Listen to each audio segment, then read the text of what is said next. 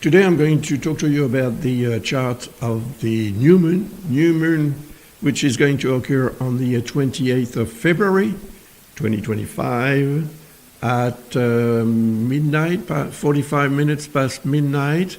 So it's really the beginning of the day at 12:45 a.m. Universal time, of course. So here is the chart on my right. You can see it now. And the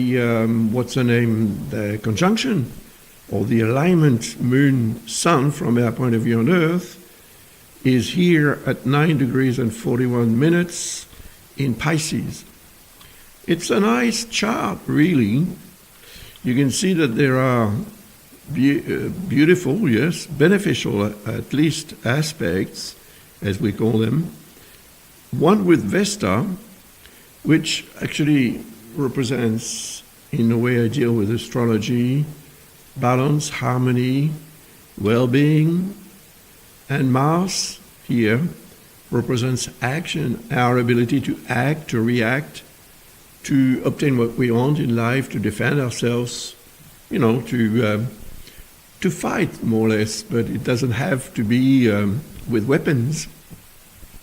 It can be with our psychological energy, with our will power, which can be used in this instance with quite a good diplomatic approach. And diplomacy is something that helps avoid real conflicts. So, it is a new moon, so it is the beginning of a new cycle. But it's happening in the last sign of the zodiac, which is Pisces, the 12th sign. So therefore, the 12th sign would be in relation with the 12th house, which ends actually the circle of 12 houses in the chart. And it precedes the first one, naturally. So the 12th house in the first chart is also something that I consider as quite representative of the period before we were born. The ascendant is worked out according to the date, time. The time plays a very important role in placing the ascendant at the right place, at the right spot, right degree even, in a certain sign. And of course the place where you were born also enters into consideration.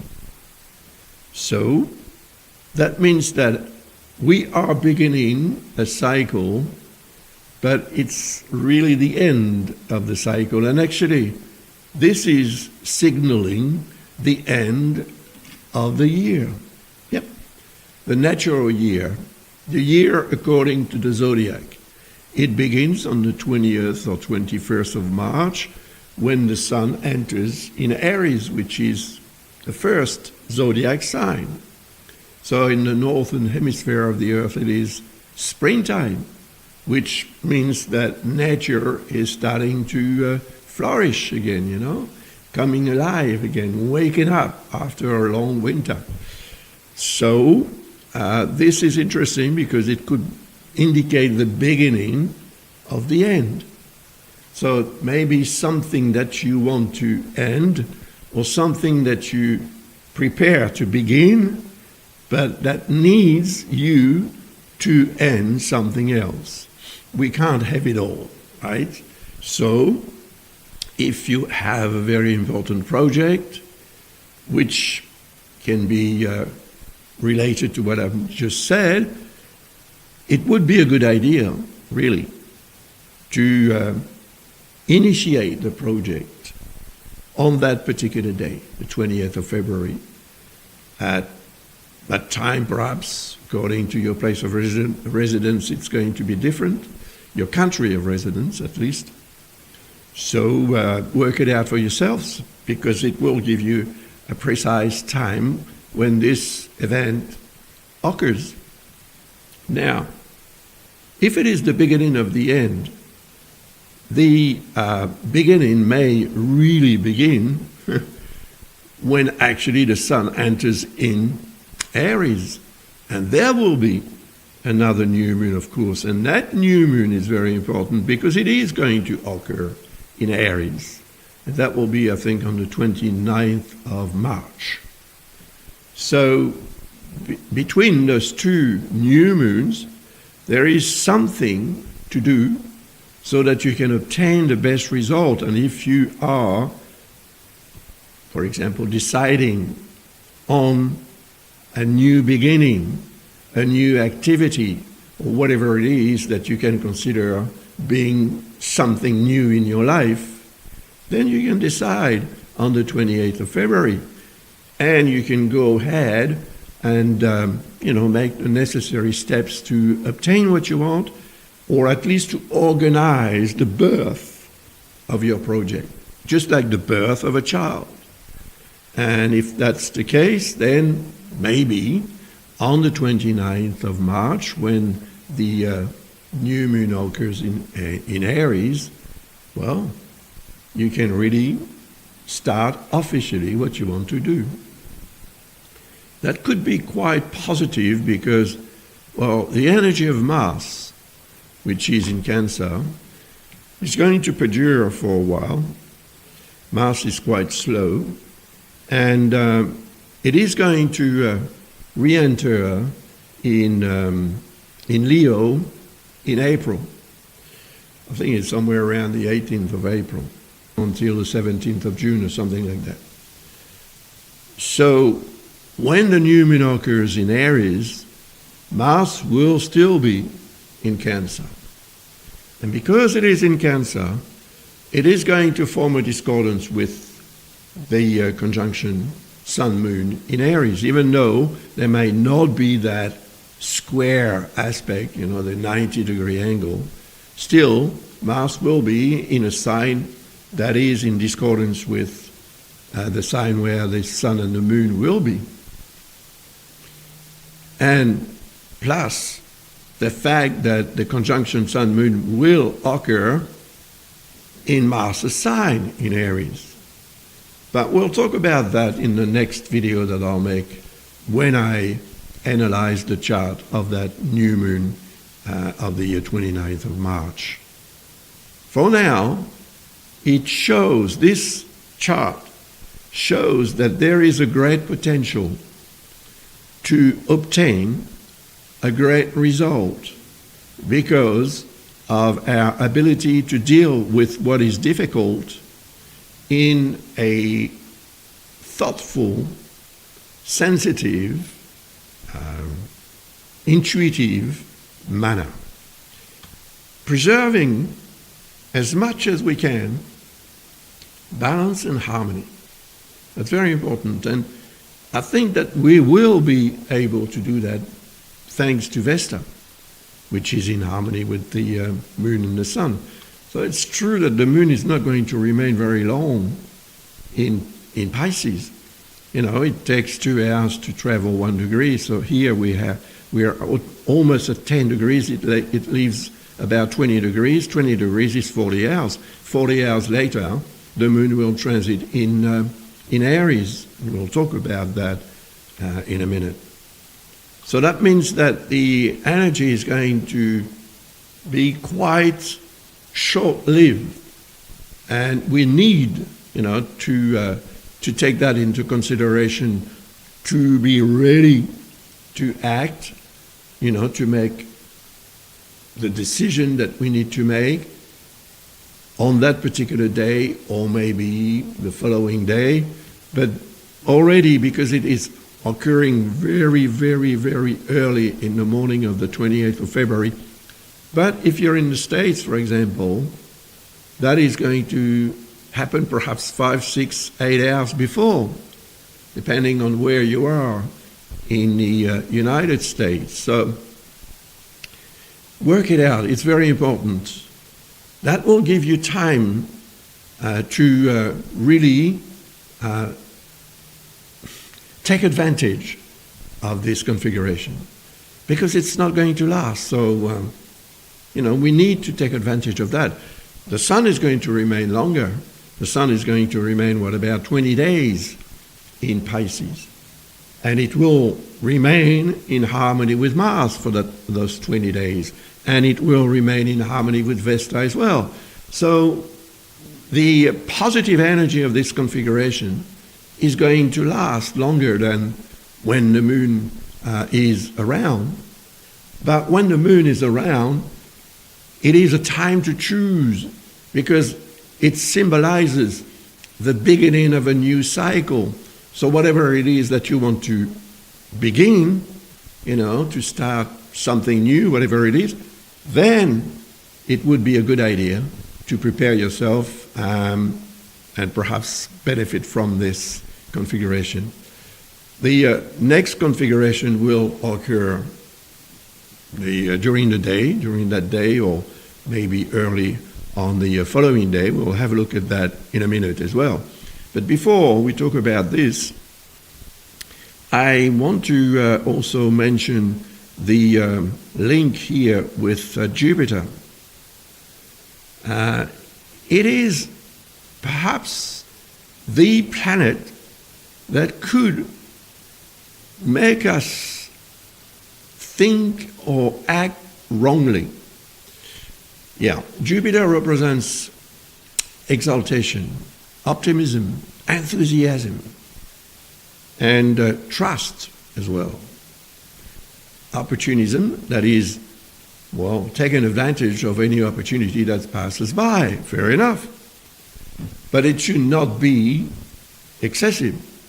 If you're excessively opportunistic, you enhance or increase the chance of making the wrong choice. So, on that particular day and time, when the full moon occurs, thanks to Mars and Vesta, we will have either the tool or the means, at least, to initiate something important. But it could be something far-fetched, too important for what we can achieve. So we'll need to keep that in mind, and if there is an opportunity to take advantage of, make sure that it's not something that you may not be able then to handle. Success, for example. Well, we all dream to succeed, and some people succeed, but they succeed in such a way that it becomes overwhelming, and success turns against them. And that type of configuration involving Jupiter, because this planet also represents anything that is legal, that is official, could trigger an error that we make because we will trust maybe someone or ourselves too much. Maybe we will have too much enthusiasm, opportunism, and whatever that goes along with the energy of Jupiter. The need for growth is represented by Jupiter. The need for more. So fair enough, if we want more from life, as long as it remains within, I would say, reasonable limits, especially when there is this type of configuration. Because if you don't, when the moon reaches Jupiter, which will happen about, 7-8 days after, you could find out that you should have been more reasonable on that particular new moon's day, the 20th of February, very early in the morning, or 27th of February, in the afternoon or late at night, depending on where you are on this planet Earth, once again. Let's have a look at the next chart. If I can turn this page, there we are. So it's still the 20th of February, and it will be 6:30 in the evening. That's still, of course, universal time. So you see, the moon is here. It's quite difficult to see, but it's next to Saturn. Saturn is here, the moon is here. So this configuration is very important because actually Saturn represents what we can achieve concretely. So we take our time and we consider that time plays a very important role as far as what we want to achieve. Because what we can achieve while the moon is around Saturn, and because Saturn is such in a nice configuration, involved in a nice configuration in this chart, it gives us extra potential to obtain long-lasting results and positive results to boot. So, what is it that it is going to do to you, to your life? Well, Saturn is in harmony with Mars. See, this is this link here. Saturn is in harmony with Vesta as well. So this great triangle here, which is a water triangle involving the 3 water signs, is of course increased. The influence, the intensity of this triangle is increased. But it's not increased like Jupiter would increase it. It's increased in the sense that Saturn represents what we actually achieve concretely. So the decision that you may take on the 28th of February early in the morning or in the afternoon, depending on where you are on the planet, as I've said earlier on, may come to fruition when actually the moon reaches Saturn. So that's only, some maybe 18 hours, right? So nothing really. And that means that the potential to obtain what you want will be increased in such a way that what you achieve may last for a long time. Now, Saturn is also in harmony with Uranus, which is here in Taurus. See? That's what we call a sextile. And Uranus represents change. So once again, the question is, it's a question that I ask very often. What is it that you want to change in your life? But it's perhaps more complicated than that. Complicated in a good way. Because if Saturn represents what you can achieve concretely and durably, and Uranus represents change, maybe that means that what you can achieve concretely will have the potential to change your life in a good way and durably. Of course, Saturn represents time in some area, depending on whatever happens to you and whatever you decide, whatever is that new cycle in your life or that new beginning. In any case, Saturn is not involved in any discordances in this chart. So Mars in harmony with Saturn allows us to take our time to make the best decisions. And Saturn in harmony with Vesta or Vesta in harmony with Saturn means that that notion of harmony and balance will be quite solid, quite strong. Therefore, durable, once again. That's fantastic. Now, the next transit will occur when the moon reaches the position of Mercury. But on that particular day, which is the 1st of March, as you can see, there are more than one occurrences here. The first one, when the moon conjuncts Mercury at 4:30 in the morning, universal time once again. Then at 7:30 it conjuncts the North Node. And at 8:05 it conjuncts Neptune. That's a lot. It means that at 1st of March, and I would say most probably the whole morning in March, on the 1st of March, is going to be a moment of sheer exaltation. Neptune represents the spiritual dimension of life. The North Lunar Node represents that toward which we should be tending to go. And Mercury represents our intellect, our intelligence, our IQ, and what we can do with it. So, if you're rational, because Mercury represents the rational mind, about what is involving you on a much higher plan than the earthly plan, meaning the spiritual plan.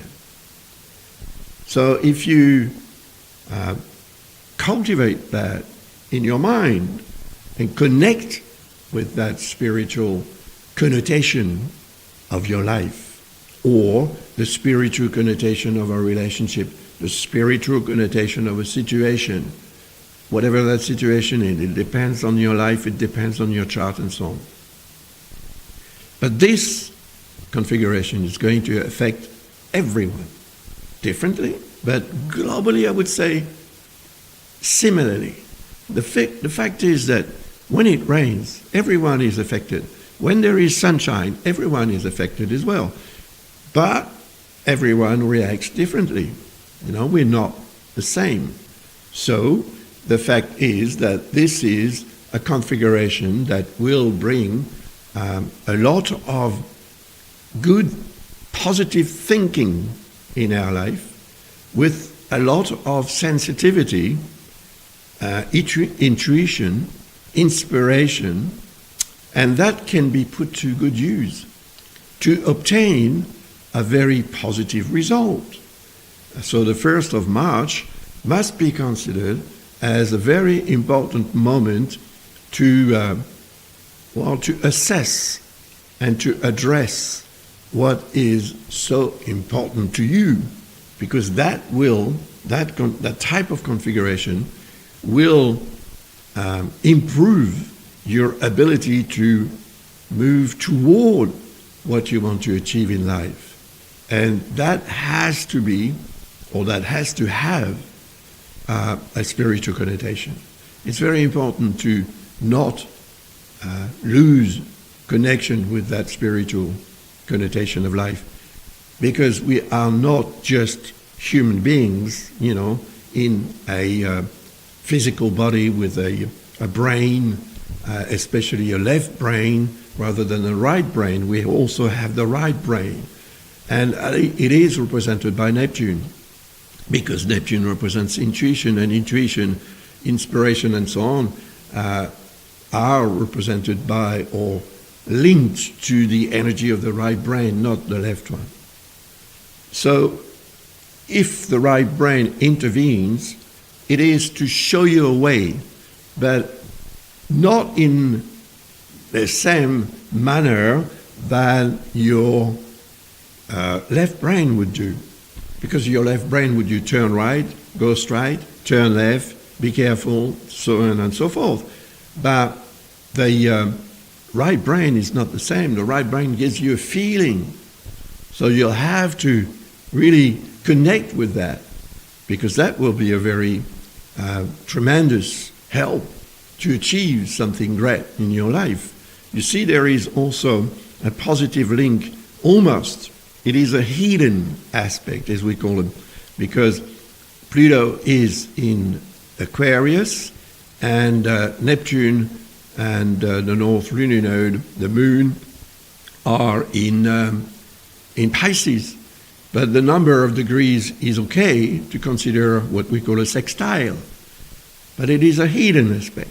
And an hidden aspect represents something that we need to go and get. It's not going to spontaneously express itself. So Pluto represents the potential to regenerate. And I'm pretty sure that that spiritual connotation of life can regenerate a lot of things in that same life. So our life depends on the manner with which we deal with earthly situations, earthly earthly events, but it also depends greatly on our way of connecting with that puppeteer, I would say. If we are puppets in the hands, spiritual hands, of our soul, and our soul is pulling the strings, and it makes us move around. If we don't connect with our soul just tries to follow us because we are not listening to what the soul has to say. So it is also represented by Neptune. And that particular day, the 1st of March, could put you in a situation where you will understand that you have a soul, that you have the potential to connect with it and to connect with the spiritual dimension of life, because it will lift you up above earthly realities so that you can have a much broader view, a much more holistic view of your own life, and whatever happens will be much easier for you to deal with. That's how it is. Now, the next, that's Astro Travel. That is the French edition of my book. Someone, because I think in the last video I talked about Astro Travel, I did a lot of experiences in astro traveling back in the 70s, 80s, and early 2000s.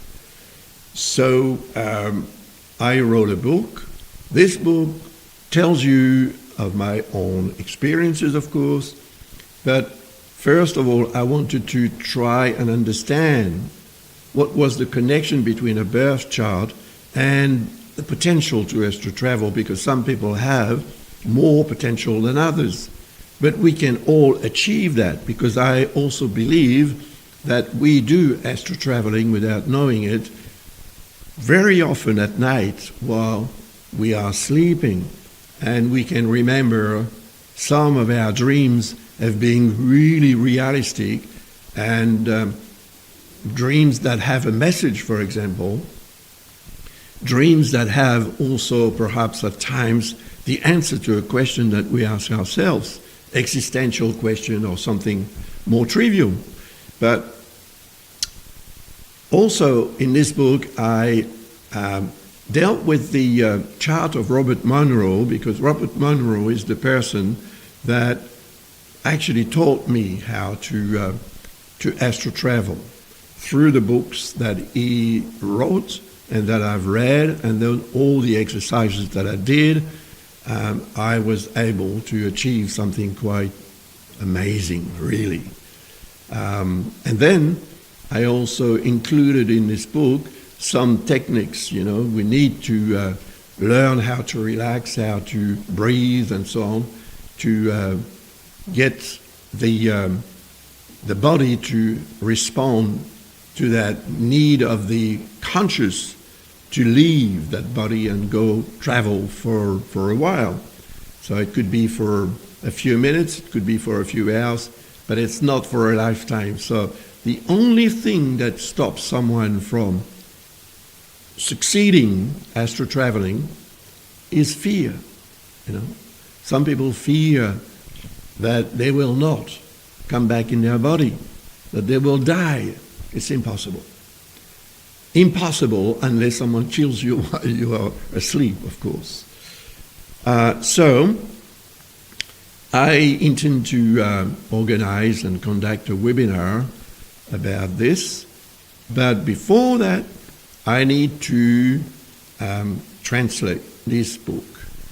And I will do that as soon as I can. And when it's done, I'll put it on Amazon for sale. They will publish it for me. And anyone who buys this book will be welcome to come to this webinar, to participate in this webinar for free. But I'll let you know about this later on. If you're interested in this type of webinar, which is quite special, well, let me know. You know my email address. If you don't have my email address, I write it under this window here. under the video. So just contact me and tell me that you're interested, and then that will motivate me to go ahead and translate the book and put it up for sale on the Amazon website.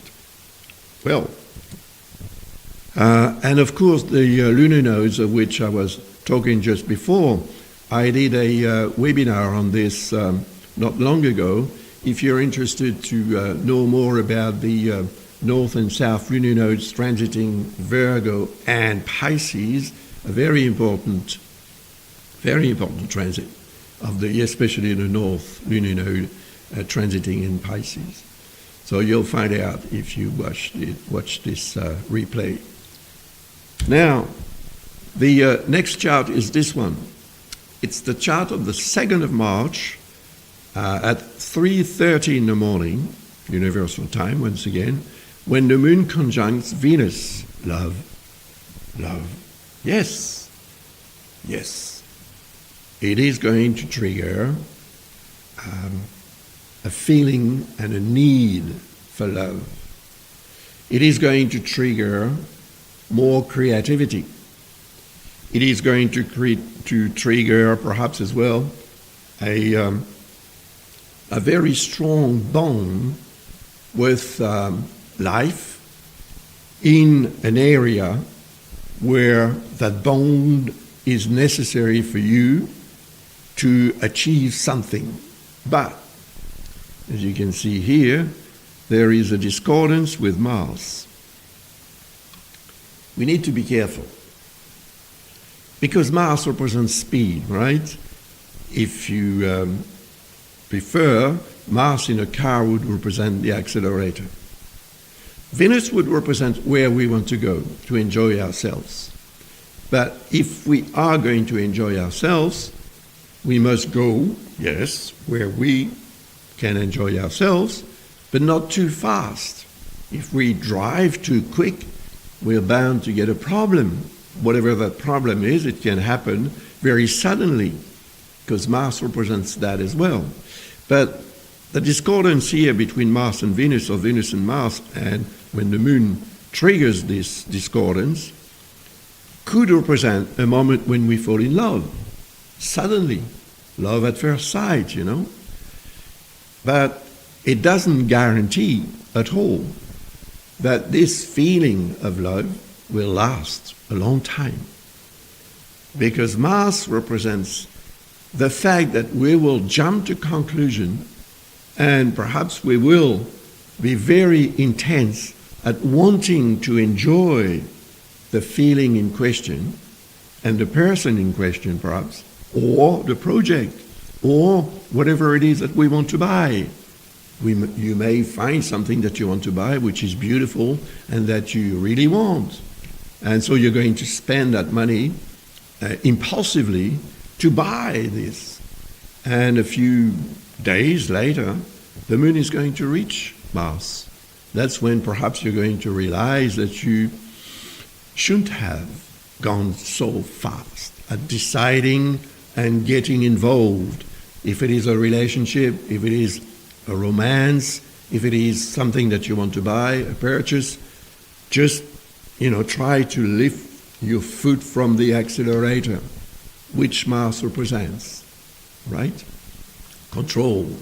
If you control, well, the joy will be yours, and there won't be any unpleasant consequences.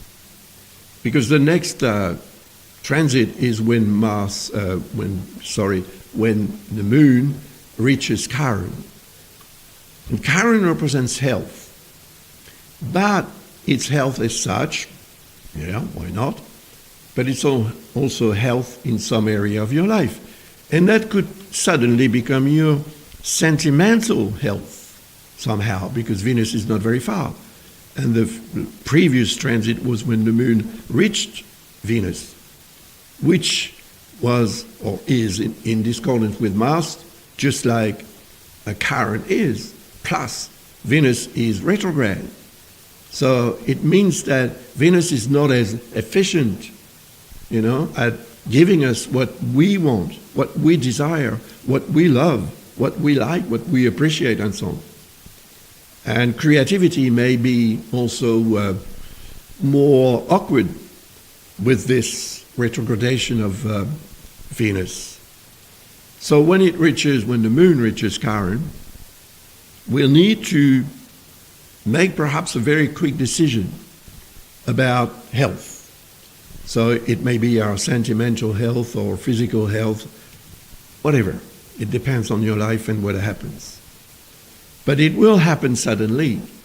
And if there is a problem that must occur through this configuration, it may be, if it's health, for example, it may have something to do with digestion, because Mars is in Cancer and Cancer represents the stomach.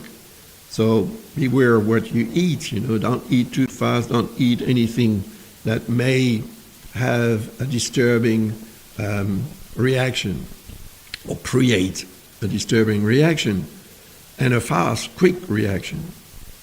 And because Venus, Chiron, and the moon will be in Aries, which is Mars' sign, while the moon is in Mars' sign, it means that because Mars is in the moon sign, the energy of this configuration will be stronger. So beware of that. I'm not saying that it is going to happen, but I'm saying that this configuration will make us most probably too much in a hurry for our own good. So remember it.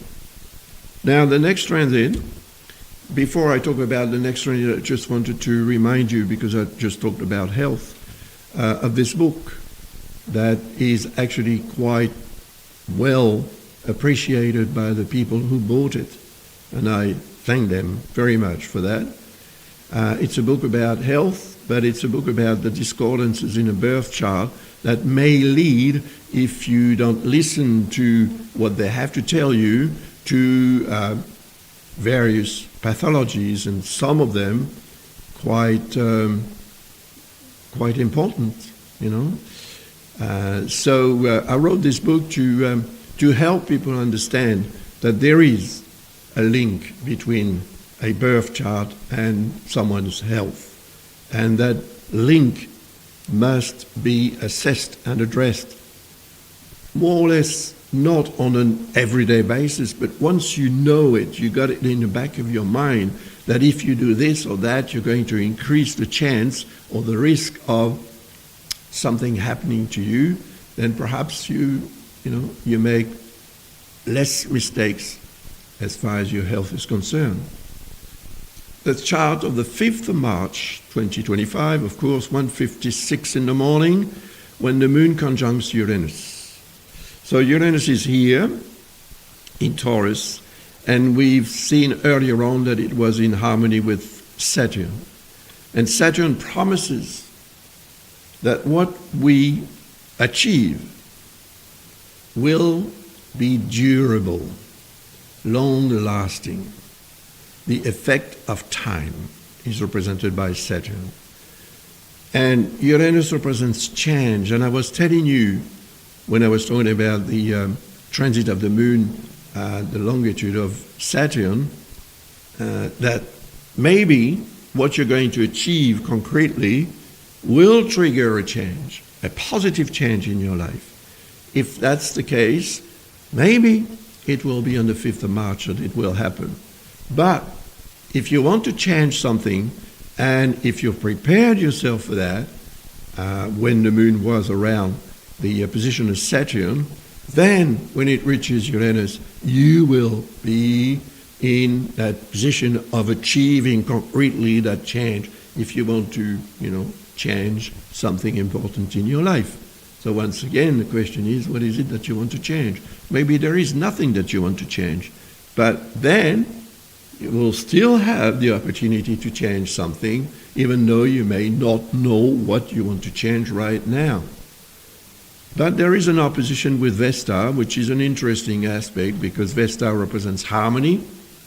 So it tells that if you want to change something, you must also think of preserving as much as possible balance and harmony around you. Don't just change your life for the sake of changing your life, and then throw other people around you out of balance, because that could have an effect later on, right? So we change, we have the ability and we have the right to change whatever we want to change in our life, but we must do it in the best possible manner so that the long-lasting result or consequences or repercussions are good ones forever, without any, bad thoughts about what we've done. And that's something that we need to take into consideration, of course, preserving harmony and balance in our life and other people's life, if there are other people concerned, of course. And then the moon is going to reach Jupiter. That will be on the 6th of March at 10 in the morning, universal time once again. That's in Gemini that it occurs.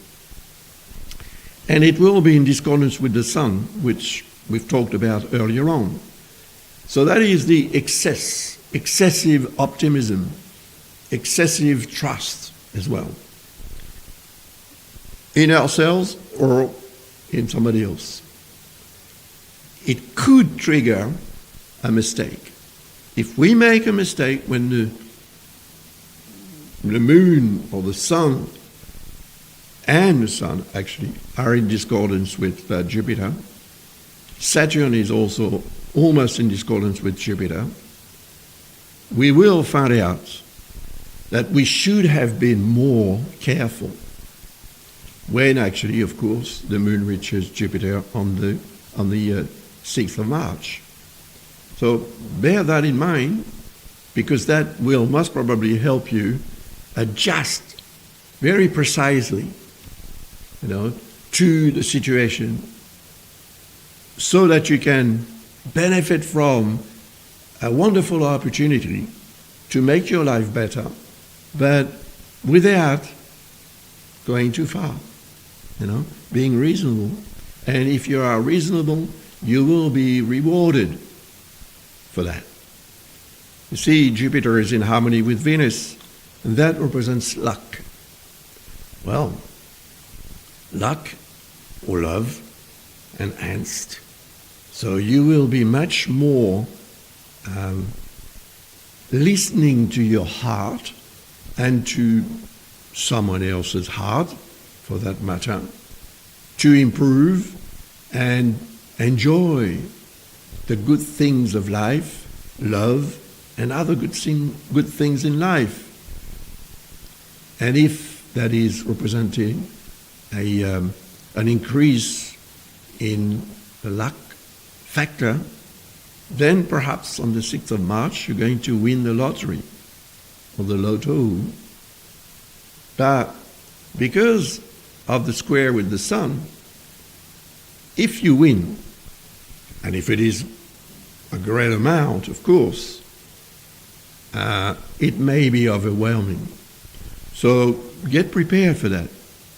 And that means that perhaps you'll go and buy a ticket to try your luck, thinking, well, I prefer not to win, because if I do win, Roland said that I will be overwhelming and perhaps it will make me very uncomfortable. It can, of course. Just imagine winning $100 million. It can make you very uncomfortable. So, either you want to win or not. But be reasonable about how much you want to win. That's very important. And that is not just money-wise. It's also love-wise. Now, the next transit is the one when the moon reaches Mars, here. That will be the 9th of March at 1 in the morning. That is the universal time. So it could be the 8th of March for some people. And what I've said about the new moon in harmony with Mars at the time and with Vesta as well, will most probably become very, very, very strong. So if you've made the right decision when the Sun and the Moon were conjunct here in Pisces, in harmony with Mars, in harmony with Vesta, not far from Saturn, Saturn in harmony with Mars as well, and the Moon also, of course, and Vesta. That's when you obtain also a result. And if you haven't been able to start the new project on that day of the new moon, at least you decide and then you organize.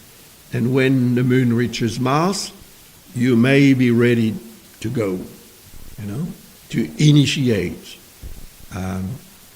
the project or whatever it is. Because this triangle is beautiful. And it is a lofty type of influence that it represents.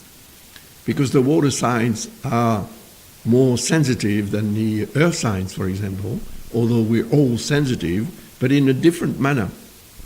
So symbolically, that means that this triangle is showing the way to a very high sort of level of consciousness in relation with our needs on the spiritual plan. It all comes back to that. So 9th of March could be, or the 8th of March if you live in the United States, could be a really interesting day. But there is a discordance with Chiron. That means, watch your health. Take it easy. But when I see the other aspects, the trines, to me they are much stronger than the square from Chiron. Still, Chiron is in Mars' sign, so Mars has an ascendant on the energy of Chiron. It increases it. So, just take it easy and try and watch your health so that nothing wrong happens. The next transit is about astrology for a better life. This is my book. You probably know it. It's the book that I wrote to teach how to, analyze a chart. How to understand what's in the chart, what it means, what we can do with it. So it's also a bestseller, and I'm very proud of that. Very happy as well. There are 16 videos that are also available with this book. So you can watch the video and read the lesson and do the exercises that are requested so that you can progress at your own pace and eventually become a good astrologer. Yeah, why not? So the 10th of March, there will be an opposition between Moon and Pluto at 1 in the morning. Universal time once again. So this opposition here is going to trigger the energy of Pluto, which is pretty good. Because Pluto is in harmony with Neptune. Less with the North Lunar Node, but still.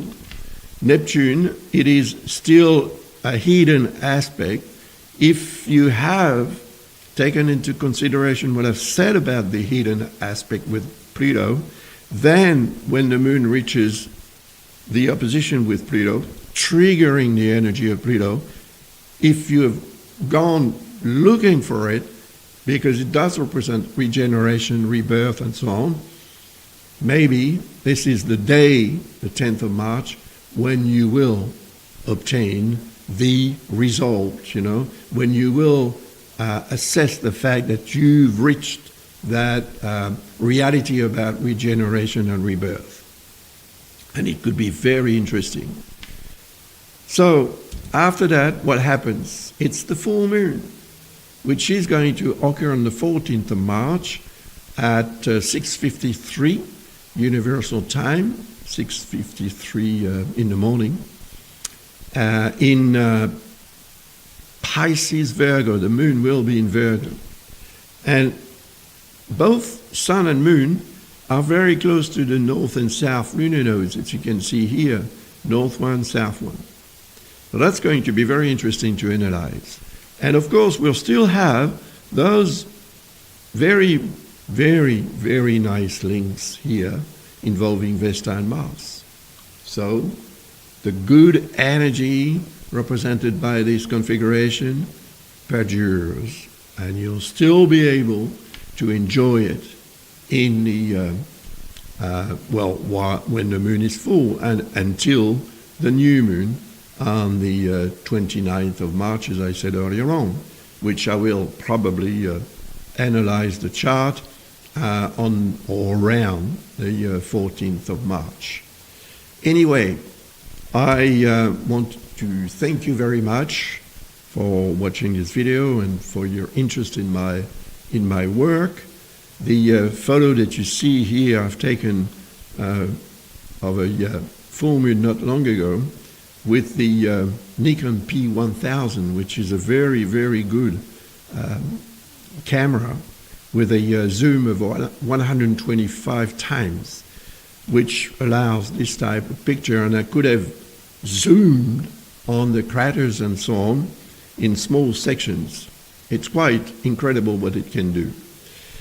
I'm not saying that you should buy it, but I'm just telling you what I've done with it. And you can do bird watching and lots of beautiful photos that you can take from very, very far away, actually. Thank you very much. Enjoy life and be good, just like me. Bye for now.